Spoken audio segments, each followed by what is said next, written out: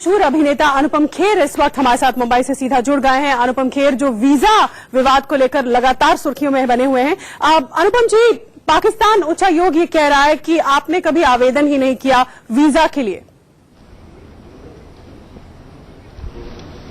अब तक तो आपको पता लग जाना चाहिए कि सच क्या है मैडम, बिकॉज वो गलत कह रहे हैं। बिकॉज जो डायरेक्टर है कराची फिल्म फेस्टिवल की अमीना सईद, उन्होंने खुद बोल दिया है कि पाकिस्तान एम्बेसी के लोग जो है, पाकिस्तान हाई कमीशन के लोग जो हैं वो गलत बोल रहे हैं। हमने उनको बार बार बोला था कि उनका नो ऑब्जेक्शन सर्टिफिकेट आएगा, और इन 18 लोगों में से किसी ने भी अप्लाई नहीं किया था। उनको नो ऑब्जेक्शन सर्टिफिकेट आने के बाद मिनिस्ट्री ऑफ इंटीरियर से, पाकिस्तान की मिनिस्ट्री ऑफ इंटीरियर से जब नो एक्शन मिल गया तो वो अपना पेपर लेके, अपने कागजात लेके, अपना पासपोर्ट लेके एम्बेसी में गए थे या हाई कमीशन में गए थे, और तब ठप्पा लगा था। फॉर्मली अप्रूव होने, फॉर्मली एप्लीकेशन देने की बात ही नहीं थी। बिकॉज इन्विटेशन तो Karachi international film, Karachi literary festival का था। तो अनुपम जी, क्या आर्ग्यूमेंट वो तो भी क्लियर हो गया, वो तो मैंने पेपर में दिखा भी दिया, सब पेपर्स में। ठीक है, क्या आर्ग्यूमेंट था पाकिस्तान हाई कमीशन का कि क्यों वो आपको वीजा नहीं दे रहे? क्या वजह हो सकती है? अगर उन्होंने बताई, आपको पता चली, तो आप हमारे साथ बांटिए, या आपको खुद क्या लगता है कि क्यों ऐसा किया उन्होंने आपके साथ? नहीं, किसी चैनल ने अभी थोड़ी देर पहले वो अमीना जी से पूछा था कि क्या रीजन हो सकता है, तो उन्होंने 2 रीजन दिए थे कि एक तो मैं कश्मीरी पंडितों की एक्सोडस के बारे में बहुत बात करता हूं, और मैं इस बारे में भी बात करता हूं कि जो अटैक्स हो रहे हैं हमारे हिंदुस्तान में, जो 26/11 पे अटैक हुए या अभी पठानकोट में अटैक हुए, मैं उसमें पाकिस्तान के टेररिस्ट को दोषी ठहराता हूं, जो सच भी है। क्योंकि टेररिज्म से सिर्फ हिंदुस्तान ही ग्रस्त नहीं हुआ, बल्कि उनके खुद के देश के लोगों को भी, बहुत ही मासूम लोगों को मारा गया है, मरे हैं। तो उन्होंने ये 2 रीजन दिए थे। मुझे लगता है कि शायद यही 2 रीजन हो सकते हैं, बट असली रीजन क्या है वो तो पाकिस्तान कमिश्नर, हाई कमिश्नर बोल रहे हैं कि अप्लाई नहीं किया था। तो वो गलत है। अनुपम जी, इससे पहले भी क्या आपने इस तरह की स्थिति का कभी सामना किया है पाकिस्तान के हवाले से? हाँ, मुझे 2 बार पहले भी नहीं मिला था, मगर इस बार एक पूरा प्रोसेस था। 2 महीने से इस प्रोसेस पे बात चल रही थी। मैंने वहां पर कुछ इनविटेशन भी एक्सेप्ट कर लिए थे, वरना बेचारे वो कराची लिट फेस्टिवल वाले पोस्टर क्यों छापते, प्रोग्राम में मेरा नाम क्यों डालते, इनविटेशन में मेरा नाम क्यों देते, मुझे अलग अलग फंक्शन पे क्यों बुलाया जाता?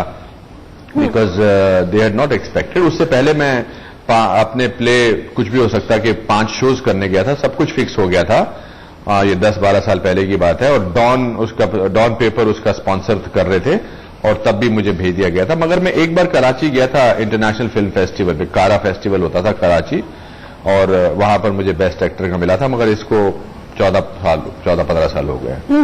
तो आपने पिछले 3 बार से नहीं मिला मुझे। पिछले 3 बार से नहीं मिला है, और यही कारण आपको लगते हैं क्योंकि आप कश्मीरी पंडितों का कॉज जो है उसको बेहद मुखरता से सामने लाते हैं, उसके बारे में बोलते हैं, यही वजह लगती है आपको कि पिछले 2-3 बार से आपको वो लगातार वीजा नहीं दे रहे और इस बार भी नहीं दिया?